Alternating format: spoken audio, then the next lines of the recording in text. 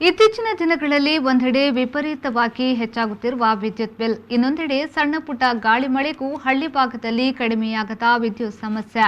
ಆದರೆ ಈ ಯಾವುದರ ಜಂಜಾಟವಿಲ್ಲದೆ ನೈಸರ್ಗಿಕವಾಗಿ ಹರಿಯುವ ನೀರಿನಲ್ಲಿ ಟರ್ಬೈನ್ ಮೂಲಕ ಕಳೆದ 17 ವರ್ಷಗಳಿಂದ ವಿದ್ಯುತ್ ತಯಾರಿಸುವ ಮೂಲಕ ವಿದ್ಯುತ್ನಲ್ಲಿ ಆತ್ಮನಿರ್ಭರತೆಯನ್ನ ಹೊಂದಿರುವ ಕೃಷಿಕರೊಬ್ಬರು ದಕ್ಷಿಣ ಕನ್ನಡ ಜಿಲ್ಲೆಯಲ್ಲಿದ್ದಾರೆ. ದೇಶದಲ್ಲೇ ಎಷ್ಟೇ ವಿದ್ಯುತ್ ಸ್ಥಾವರಗಳು ಸ್ಥಾಪನೆಗೊಂಡರೂ ಗ್ರಾಮೀಣ ಭಾಗದಲ್ಲಿ ಮಾತ್ರ ವಿದ್ಯುತ್ ಸಮಸ್ಯೆ ಇಂದಿಗೂ ಬಗೆಹರಿದಿಲ್ಲ. ವಿದ್ಯುತ್ ಸಮಸ್ಯೆಯನ್ನ ಬಗೆಹರಿಸಲು ಹಲವು ಯೋಜನೆಗಳನ್ನು ಸರ್ಕಾರ ಕೈಗೊಂಡಿದ್ರೂ ಸಮಸ್ಯೆ ಮಾತ್ರ ಬಗೆಹರಿದಿಲ್ಲ. ವಿದ್ಯುತ್ನ ಸಮಸ್ಯೆ ಬಗೆಹರಿಸುವುದಕ್ಕೋಸ್ಕರ ರಾಜ್ಯದಲ್ಲಿ ವಿದ್ಯುತ್ ಸಚಿವರಿಗೆ ಫೋನ್ ಮೂಲಕ ದಬಾಯಿಸಿ ಕೇಸನ್ನ ತಮ್ಮ ಮೇಲೆ ಹಾಕಿಕೊಂಡ ಪ್ರಕರಣಗಳು ನಡೆದಿದೆ. ಆದರೆ ವಿದ್ಯುತ್ ಕೊರತೆ ಸಮಸ್ಯೆ ಮೊದಲಾದ ಜಂಜಾಟಗಳಿಂದ ದೂರವೇ ಉಳಿದು ತಮ್ಮದೇ ಜಾಗದಲ್ಲಿ ನೈಸರ್ಗಿಕವಾಗಿ ಹರಿಯುವ ನೀರಿನಿಂದ ವಿದ್ಯುತ್ ತಯಾರಿಸುವ ಮೂಲಕ ವಿದ್ಯುತ್ನಲ್ಲಿ ಆತ್ಮನಿರ್ಭರತೆಯನ್ನ ಸಾಧಿಸಿದ ಪ್ರಗತಿಪರ ಕೃಷಿಕರೊಬ್ಬರು ದಕ್ಷಿಣ ಕನ್ನಡ ಜಿಲ್ಲೆಯಲ್ಲಿದ್ದಾರೆ.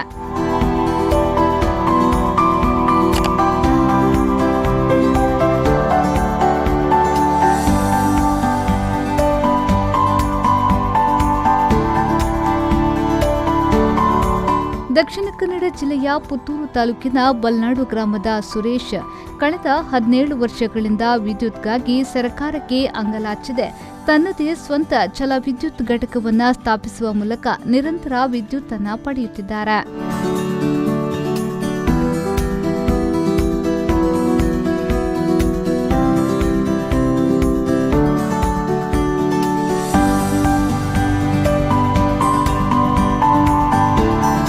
ತನ್ನ ತೋಟದ ಸುಮಾರು 60 ಅಡಿ ಎತ್ತರದಲ್ಲಿ ಹರಿಯುವ ಹಳ್ಳದ ನೀರನ್ನ ಕೊಳವೆಯ ಮೂಲಕ ಟರ್ಬೈನ್ಗೆ ಹರಿಸುವ ಮೂಲಕ 2 ಕೆವಿ ವಿದ್ಯುತ್ ಅನ್ನು ಪಡೆಯುತ್ತಿದ್ದಾರೆ.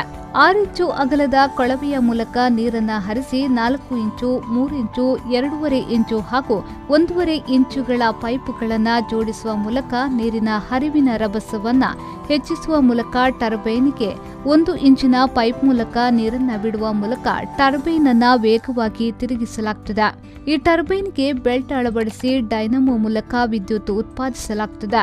ಮನೆಗೆ ಬೇಕಾದ ಎಲ್ಲಾ ವಿದ್ಯುತ್ ಸಲಕರಣೆಗೆ ಇದೇ ವಿದ್ಯುತ್ ಅನ್ನ ಉಪಯೋಗಿಸಲಾಗುತ್ತಿದ್ದು ವರ್ಷಕ್ಕೆ 9 ತಿಂಗಳು ಇದೇ ವಿದ್ಯುತ್ ಅನ್ನ ಸುರೇಶ್ ಅವರು ಬಳಸುತ್ತಿದ್ದಾರೆ.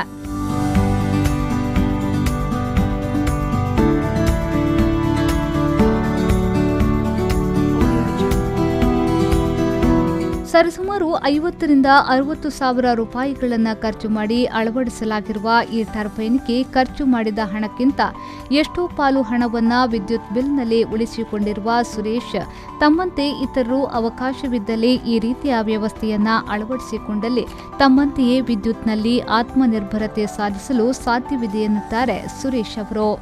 ತುಂಬ ವಿದ್ಯುತ್ ಹಣ ಉಳಿಸಿರಬಹುದು. ಎಷ್ಟು ಅಂತ ನಮಗೆ ನಾವು ಇದಕ್ಕೆ ಯೂನಿಟ್ ಲೆಕ್ಕಕ್ಕೆ ಮೀಟರ್ ಹಾಕಿಲ್ಲ.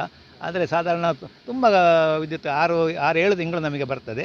ಆಮೇಲೆ ಇದಕ್ಕೆ ಏನು ಮೇಂಟೆನೆನ್ಸ್ ಅಂತ ಹೇಳಿದರೆ ಈ ಬೆಲ್ಟ್ ಅಂತ ಇದೆ, ಅದಕ್ಕೆ ಆ ಬೆಲ್ಟನ್ನು ಮಾತ್ರ 2 ಅಥವಾ 3 ವರ್ಷಕ್ಕೊಮ್ಮೆ ಚೇಂಜ್ ಮಾಡಿದರೆ ಆಯಿತು.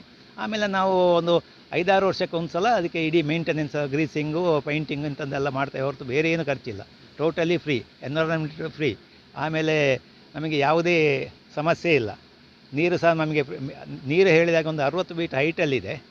60 ಫೀಟಲ್ಲಿ ಹೈಟಲ್ಲಿ ಇದ್ದರೆ ನಮಗೆ ಕೆಳಗೆ ಬರುವಾಗ ಸಾಧಾರಣ ಒಂದು ಗಂಟೆಗೆ 4,500 ಗ್ಯಾಲನ್ನಷ್ಟು ನೀರು ಬೇಕಾಗ್ತದೆ. ಎಲ್ಲರಿಗೂ ಮನಸ್ಸಿದ್ದರೆ ಮಾಡ್ಬೋದು. ಯಾಕಂದರೆ ನಮ್ಮಲ್ಲಿಯೇ ನಾವು ಉತ್ಪಾದನೆ ಮಾಡಿಕೊಂಡ್ರೆ ಅದರಷ್ಟು ಒಳ್ಳೆಯದು ಯಾವುದೂ ಇಲ್ಲ. ಈಗ ಏನು ನಡೀತಾ ಉಂಟು ಅಂದರೆ ನಾವು ಆತ್ಮನಿರ್ಭರತೆಯಿಂದ ಇರಬೇಕು ಅಂತ ಹೇಳುವ ಒಂದು ಇದು ಬರ್ತಾ ಉಂಟು. ನಾವು ಮೊದಲಿಂದ ಹಾಗೆ ನಮ್ಮಲ್ಲಿ ಇರುವಂಥದ್ದನ್ನೇ ಉಪಯೋಗಿಸಿ ನಾವು ಮಾಡುವಂಥದ್ದು.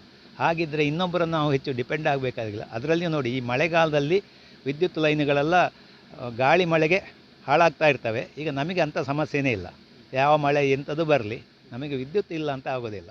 ಇದರಲ್ಲಿ ಸುಮಾರು ಪ್ರಯೋಜನಗಳು ಉಂಟು. ಅದರಿಂದ ಪ್ರಗತಿಪರ ಕೃಷಿಕರಾಗಿರುವ ಸುರೇಶ್ ನೈಸರ್ಗಿಕವಾಗಿ ಹರಿಯುವ ನೀರನ್ನೇ ತಮ್ಮ ತೋಟಗಳಿಗೆ ಬಳಸಿಕೊಳ್ಳುವ ಮೂಲಕ ಅಂತರ್ಜಲ ವೃದ್ಧಿಯಲ್ಲೂ ತಮ್ಮ ಪಾತ್ರವನ್ನ ನಿರ್ವಹಿಸುತ್ತಿದ್ದಾರೆ. ಹರಿಯುವ ನೀರನ್ನ ತೋಟದ ತುಂಬಾ ನೀರಿನ ಗುಂಡಿಗಳನ್ನು ನಿರ್ಮಿಸುವ ಮೂಲಕ ಅಂತರ್ಜಲ ವೃದ್ಧಿ ಮಾಡುತ್ತಿದ್ದಾರೆ. ಈ ಕಾರಣಕ್ಕಾಗಿಯೇ ಇವರ ತೋಟದಲ್ಲಿ ಇದೀಗ ಕೊಳವೆ ಬಾವಿಯನ್ನ ಬಳಸಲಾಗುತ್ತಿಲ್ಲ. ಈ ಕಿರು ಜಲವಿದ್ಯುತ್ ಘಟಕವನ್ನ ವೀಕ್ಷಿಸಲು ಹಾಗೂ ಮಾಹಿತಿ ಪಡೆದುಕೊಳ್ಳಲು ಊರು ಹಾಗೂ ಪರವೂರಿನ ಹಲವರು ಸುರೇಶ್ ಅವರ ತೋಟಕ್ಕೆ ಭೇಟಿ ನೀಡುತ್ತಿದ್ದಾರೆ. ಈ ಕಿರು ಜಲ ವಿದ್ಯುತ್ ಘಟಕವನ್ನು ವೀಕ್ಷಿಸಿದ ಮಂದಿ ಯಾವ ರೀತಿ ಬೃಹತ್ ಮಟ್ಟದ ಜಲ ವಿದ್ಯುತ್ ಘಟಕಗಳು ಕಾರ್ಯನಿರ್ವಹಿಸುತ್ತದೆ ಎನ್ನುವುದನ್ನು ಹತ್ತಿರದಿಂದಲೇ ನೋಡಿದಂತಾಗ್ತದೆ ಎನ್ನುತ್ತಾರೆ ಸ್ವಾತಿ ಅವರು. ಇಲ್ಲಿ ನಾನು ಬೆಂಗಳೂರು ಬಗ್ಗೆ ಮಾತಾಡ್ತಾರೆ ಅಂದರೆ ಅಲ್ಲಿ ತುಂಬ ಪೊಲ್ಯೂಷನ್ ಇದೆ. ಇಲ್ಲಿ ಕಂಪೇರ್ ಮಾಡಿದ್ರೆ ಲೆಸ್ ಪೊಲ್ಯೂಟೆಡ್ ಏರಿಯಾ, ಆಮೇಲೆ ಪೊಲ್ಯೂಷನ್ ಫ್ರೀ ಎನ್ವೈರ್ಮೆಂಟ್. ಇಲ್ಲಿ ಹಾಗೆ ನೋಡ್ತಾರೆ, ಇಲ್ಲಿ ಜಲ ವಿದ್ಯುತ್ ಘಟಕ ಇದೆ, ಅದು ಓನ್ ಎಲೆಕ್ಟ್ರಿಸಿಟಿ ಪ್ರೊಡ್ಯೂಸ್ ಮಾಡುತ್ತೆ. ನಮ್ಮ ಅಜ್ಜಂದು ಓನ್ ಎಲೆಕ್ಟ್ರಿಸಿಟಿ ಅದು. ಬೆಂಗಳೂರಲ್ಲಿ ಮೆಸ್ಕಾಮ್ ಅಂತ ಎಲ್ಲ ಇದೆ, ನಾವು ಯೂಸ್ ಮಾಡ್ತೀವಿ. ಅದೆಲ್ಲ ಬೇಕಾಗಿಲ್ಲ ಇಲ್ಲಿ ಬೆಸ್ಕಾಮ್ ಎಲ್ಲ ಬೇಕಾಗಿಲ್ಲ. ಸೊ ಇದು ನನಗೆ ತುಂಬ ಇಷ್ಟ ಆಗುತ್ತೆ. ಎಲ್ಲ ವಿಚಾರಗಳಿಗೂ ಸರ್ಕಾರವನ್ನು ಅವಲಂಬಿಸುವ ಜನರ ಮಧ್ಯೆ ಸುರೇಶ್ ಸ್ವಾವಲಂಬಿಯಾಗಿ ವಿದ್ಯುತ್ ಉತ್ಪಾದಿಸುವ ಮೂಲಕ ಗುರುತಿಸಿಕೊಂಡಿದ್ದಾರೆ.